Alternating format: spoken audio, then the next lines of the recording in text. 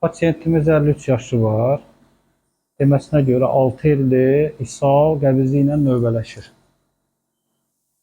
Heç bir indiyə kimi müayinələrdən keçməmiş. Endoskopik müayinə edirik. Burada sol tərəfli eroziyalar müəyyən olunur. Serikli ifrazat, dalaq əyirliyi səviyyəsidir. Bağırsaq quruluşunda diqqət edin, bütün serikli qişanın iltihablaşmasıdır və çox şəkilli bağırsaq boyu eroziyaların olmasıdır. Onu da qeyd edərdim ki, erozif kolitlər bir müddətdən sonra polipə keçə bilər. Öncə yalancı poliplər, psevdopoliplər və bu hal davam edərsə, yəni müalicə kursu aparılmazsa, ondan sonra diqqət edin, burada artıq psevdopolip yaranır. Kiçik ölçülü polipdir bu burada. Balaca bir var. Bütün bağırsaq boyu eroziyalardır.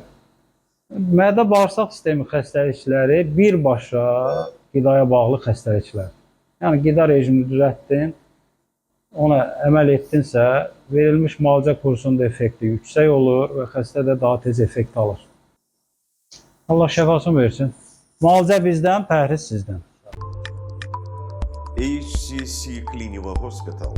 Sağlamlığınızı bizə etibar edin.